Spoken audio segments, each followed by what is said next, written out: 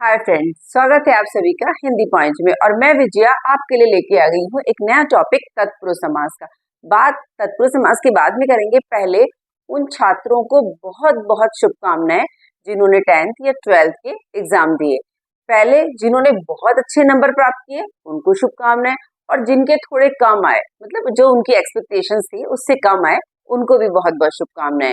क्योंकि बेटा ये अभी जिंदगी की शुरुआत है, अभी आपने बहुत सारी सीढ़ियां चढ़नी है। तो ये शुरुआत थी तो कोई बात नहीं है, थोड़े कम भी आगे आप और मेहनत कीजिए, आगे जो भी आप करेंगे उसमें 100% नंबर प्राप्त करेंगे।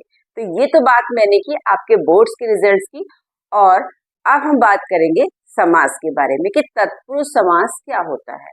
फ्रेंड्स, मैंने आपको बताया था पिछले वीडियो में कि जिसमें उत्तर पद या पूर्व पद या विशेषण विशेष या उपमान उपमेय, तो आज मैं वही बात करने वाली हूँ।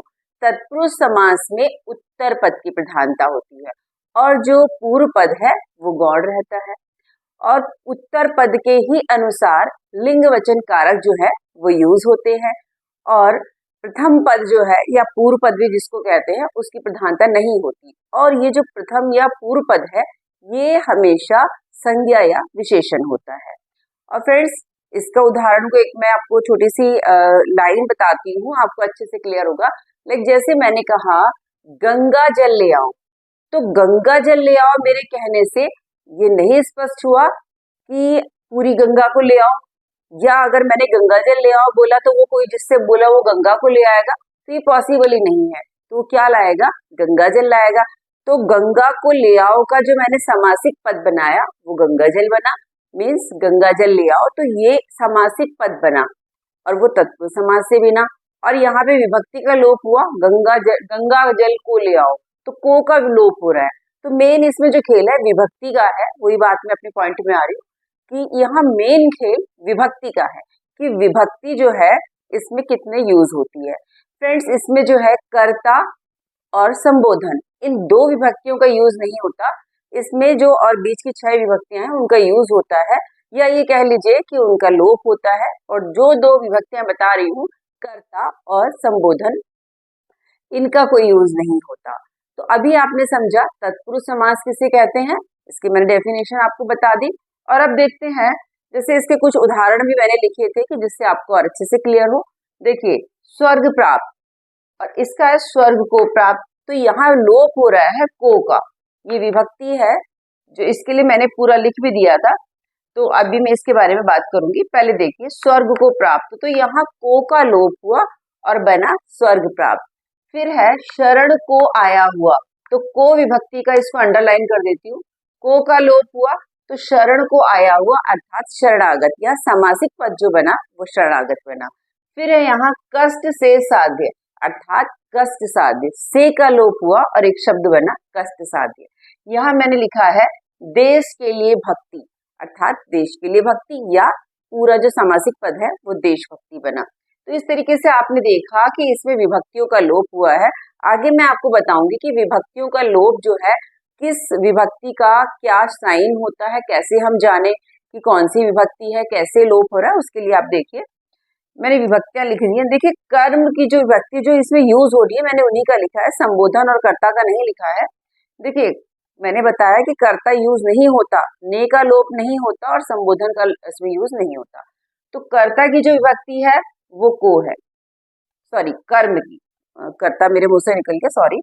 कर्म की जो विभक्ति है को है, और करण की विभक्ति से है, और संप्रदान की जो विभक्ति है वो के लिए है, और अपादान से अलग होने के अर्थ में। देखिए यहाँ भी मैंने से लिखा है, करण से, इसकी भी विभक्ति है, लेकिन यहाँ मैंने अपादान से लिखा तो ये अलग होने के अर्थ में है।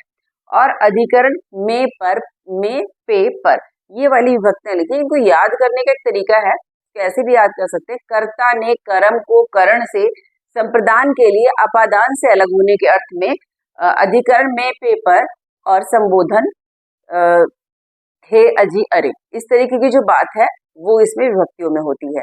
तो ये आपने देखा कि किस तरीके से मैंने आपको यहाँ समझाया है विभक्तियों का यूज। और अब मैं आपको बताती हूँ एक एक विभक्ति के एग्जाम्पल के साथ कि कैसे आप समझेंगे कि यहाँ पे कर्म कौन सी विभक्ति यूज हुई है, और कैसे आप पता लगाएंगे कि ये तत्पुरुष समास है। तो आइए देखते हैं एक एक विभक्ति को। पहले मैंने यहाँ लिखा है कर्म और इसकी विभक्ति मैंने लिखी है को, जैसे मैंने ऊपर भी लिखा है। तो यहाँ पे किस तरीके से हम देखेंगे उदाहरण जो आते हैं, और मैंने यहाँ उदाहरण वही लिखे हैं जो 100% आपकी जो प्रतियोगी परीक्षा दे रहे हैं या बोर्ड्स की दे रहे हैं उसमें यही आते हैं। बहुत सेलेक्टेड मैंने एग्जाम्पल लिए हैं। देखिए यश को प्राप्त, तो यहाँ पे कर्म की विभक्ति मैंने क्या लिखी है को, तो यहाँ पे को का लोप हो गया। तो यहाँ क्या शब्द बना यश प्राप्त, एक शब्द बना को का लोप हुआ कर्म का। फिर है सबको प्रिय, तो यहाँ पे भी क्या हुआ को का लोप हो जाता है। तत्पुरुष समास में कर्म में को का लोप होता है और यहाँ पे पूरा जो बना सर्वप्रिय, सबको प्रिय सर्वप्रिय, एक समासिक पद बना। फिर गगन को चूमने वाली, अब यहाँ पे भी क्या हो रहा है को का लोप हो रहा है क्योंकि यहाँ पे विभक्ति को का प्रयोग है। तो यहाँ पे को पे मैंने जो है इसका लोप कर दिया, इसको अंडरलाइन भी कर दिया और ये जो पूरा समासिक पद बना गगनचुंबी। मुझे उम्मीद है आपको ये क्लियर हुआ होगा। कर्म की विभक्ति को होती है। अगर इस तरीके के एग्जाम्पल आते हैं तो आप मान जाइए तत्पुरुष समास है और कर्म तत्पुरुष है। आइए देखते हैं और उदाहरण इसके। देखिए उसके बाद है आपका करण समास की बात, और इसकी विभक्ति मैंने लिखी है से, इसकी भी विभक्ति से है और मैंने यहाँ लिखा था पहले कर्म और करण की बता रही हूँ अभी मैं, और करण में से है लेकिन इसमें जो है द्वारा के अर्थ में होता है, इसका जो यूज होता है द्वारा के अर्थ में होता है और आगे भी से का यूज होगा, वो किस अर्थ में होगा वो मैं आपको बताऊंगी। देखिए से का यूज होता है लेकिन द्वारा के अर्थ में। आप इसको उदाहरण के हिसाब से समझिए। देखिए हस्त से लिखित मतलब द्वारा, मतलब यूज हो रहा है से का कि हाथ के द्वारा, तो हस्त से लिखित मतलब हाथ से लिखी हुई, ये आपको क्लियर हुआ होगा। फिर मैंने लिखा है मन से चाहा, तो यहाँ मतलब मन के द्वारा, तो यहाँ मन चाहा हो गया, ये आपको क्लियर हुआ, से विभक्ति का लोप हो गया। फिर है भूख से मरा, तो यहाँ पे द्वारा मतलब भूख के द्वारा या भूख से मरा, तो से विभक्ति का लोप हुआ और शब्द हमारा जो बन के समासिक पद बना या समस्त पद बना वो बना भूखमरा। तो यह होप ये क्लियर आपको हुआ होगा। उसके बाद देखिए संप्रदान। अब संप्रदान में क्या होता है, इसकी विभक्ति होती है के लिए, संप्रदान की विभक्ति के लिए। और जो मैंने आपको ट्रिक बताई थी इस कर्ता ने कर्म को करण से, ये वाली आप ट्रिक अच्छे से याद कर लीजिए, कभी लाइफ टाइम नहीं भूलने वाले हैं।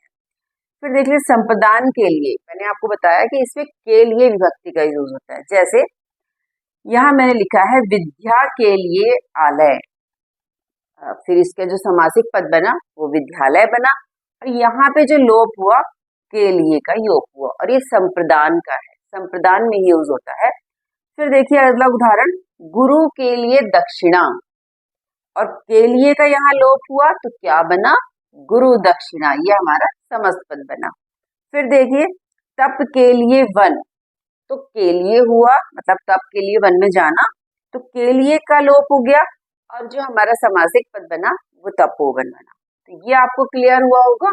देखते हैं अगला वाला अपादान। अब अपादान में जो है उसमें भी से विभक्ति होती है लेकिन ये यूज होती है अलग होने के अर्थ में। यहाँ मैंने जो से बताया संप्रदान करण में, इसमें क्या है द्वारा के अर्थ में यूज हुई, दो बार से आ रहा है, लेकिन अपादान में भी से आ रहा है अलग होने के अर्थ में। एक मैं इसको फिर समझाऊंगी, छोटी सी बात आपको समझाना चाहूंगी जी। अलग होने के अर्थ में आप ऐसे भी समझ सकते हैं जैसे पेड़ से पत्ता गिरता है, तो पेड़ से पत्ता गिरा मतलब अलग हो गया। तो आई होप आपको क्लियर हुआ होगा, इस अर्थ में यहाँ पे यूज होता है। देखिए धन से हीन, यहाँ पे क्या हो रहा है से का यूज दिख रहा है और फिर धनहीन, समस्त पद बना हमारा धनहीन, तो से का लोप हुआ। फिर है रोग से मुक्त, तो से विभक्ति का लोप हुआ और यहाँ जो हमारा समासिक पद बना वो बना रोग मुक्त। फिर है पाप से मुक्त, तो से विभक्ति का लोप हुआ और जो हमारा समासिक पद बना वो बना पर पाप मुक्त। फिर है नेत्र से हीन, क्योंकि अलग होने के अर्थ में नेत्र नहीं है पास में से, मतलब अलग होने के अर्थ में, तो नेत्रहीन हमारा समासिक पद बना। अब देख लेते हैं हम लोग संबंध तत्पुरुष को कि इसमें क्या साइन होते हैं, क्या चीज होती है। देखिए इसके जो चिन्ह होते हैं वो का के ये यूज होगा ज्यादा से ज्यादा जब भी एग्जाम में आ रहा है या आपको ऑप्शनल आ गया है, आपको टिक करना है या कुछ भी आ रहा है, तो आप ये याद रखिएगा। और मैं एक साइड में हो जाऊंगी, अब स्क्रीनशॉट भी ले सकते हैं। देखिए यहाँ पे संबंध बताते हैं, जैसे का राधा का, या राधा की, या श्याम के पापा। तो जो संबंध बता रहे हैं वो वाले शब्द जो ये है यूज होते हैं। देखिए प्रेम का सागर, तो यहाँ का है, तो ये जो है संबंध बता रहा है किसका सागर, प्रेम का। तो प्रेम का संबंध बता रहा है सागर से, और समासिक पद बन रहा है प्रेम सागर। तो ये जो है हमारा संबंध का के की वाला इसमें यूज होता है। फिर है जीवन का दान, तो यहाँ पे का लोप हो जाएगा और जो नया शब्द बनेगा समासिक पद वो बनेगा जीवन दान। फिर है राजा का तंत्र, तो यहाँ पे भी का लोप होगा और जो एक समासिक पद बनेगा वो बनेगा राजतंत्र। तो ये हो गया समासिक पद राजतंत्र। फिर उसके बाद एक एग्जाम्पल और देख लीजिए, राजा का पुत्र, यहाँ भी का लोप होगा और जो समासिक पद बनेगा वो बनेगा राजपुत्र। तो ये आपको क्लियर हुआ होगा संबंध, जिसमें संबंध बताया जा रहा है। तो बेहिचक अगर आपको ऑब्जेक्टिव में आ गया है या किसी भी तरीके से कोई प्रश्न आपको दे दिया गया, कोई टेंशन नहीं लेनी है, आराम से आपको टिक करके आ जाना संबंध तत्पुरुष। आइए अब देखते हैं अधिकरण। इसकी जो विभक्ति है में, पर, पे, ये इसकी विभक्ति होती है अधिकरण की। आइए इसके एग्जाम्पल से जानने का प्रयास करते हैं। देखिए इसमें जल में मग्न, मैंने बताया इसकी विभक्तियां 3 होती हैं। फ्रेंड्स ये आपको तब समझ में आएगा जब इसकी विभक्तियों को आप याद करेंगे। जब तक विभक्तियां याद नहीं होंगी तो ये क्लियर नहीं होने वाला। ऐसा नहीं है कि मैं कह दूं मैं यही क्लियर करा दूंगी, लेकिन आपको ऐसा प्लेटफॉर्म में यहाँ पे दे दूंगी कि आने वाले एग्जाम में आपको कोई प्रॉब्लम ना आए। इसके लिए क्या करना है, आपको मेरी वीडियोस को लगातार देखना है, लाइक करना है, सब्सक्राइब करना है, और अगर आपको अच्छी लगती है तो उसको शेयर भी करना है और बेल आइकन दबाना बिल्कुल नहीं भूलना है। फिर देखिए अब अगला है पेट में दर्द। तो पेट में दर्द में क्या हो रहा है, यहाँ पे में का लोप हो रहा है और शब्द बन रहा है समासिक पद पेट दर्द। और यहाँ जो हमारा शब्द बना था जलमग्न, जल में मग्न मतलब जल में मग्न है उसी में, तो में का लोप हुआ और जलमग्न एक समासिक पद बना। उसी तरह दान में वीर, यहाँ पे क्या हो रहा है, में का लोप हो रहा है और जो समासिक पद बन रहा है वो दानवीर बन रहा है में का लोप होने के कारण। फिर देखिए आप पर बीती, और यहाँ पे पर का लोप हो रहा है, जैसे मैंने लिखा है यहाँ पे में पर पे, तो आप पर बीती यानी आप बीती नया शब्द बना जो हमारा समासिक पद। और घोड़े पर सवार, पर का लोप हुआ और जो हमारा समासिक पद बना तो फ्रेंड्स वो बना घुड़सवार। तो इस तरीके से आज आपने देखा तत्पुरुष समास को। मैं एक इधर हो जाती हूँ, अगर आपको स्क्रीनशॉट लेना है तो आप स्क्रीनशॉट ले सकते हैं, और इससे आप जब स्टडी करेंगे वीडियोस को कई बार देखिए तो जिससे कि आपको सारा कॉन्सेप्ट क्लियर हो जाएगा। आई होप आपने स्क्रीनशॉट ले लिया होगा। तो फ्रेंड्स तत्पुरुष समास जैसे क्लियर हुआ, तो अगला समास मैं बहुत जल्दी लेकर के आऊंगी आपके लिए। उसके लिए मैंने आपको पहले भी कहा कि चैनल को जब तक आप लाइक सब्सक्राइब नहीं करेंगे तो कुछ भी समझ में नहीं आएगा, क्योंकि अगली वीडियो आप तक आएगी ही नहीं। तो आप क्या करिए, इसको सब्सक्राइब कर लीजिए और आने वाली सारी वीडियोस को देखिए। तो मिलती हूँ नई वीडियोस के साथ, और एक बार फिर से बोर्ड्स के जितने भी हमारे परीक्षार्थी बैठे थे, हमारी छात्र छात्राएं बैठी थी, उनको बहुत बहुत शुभकामनाएं।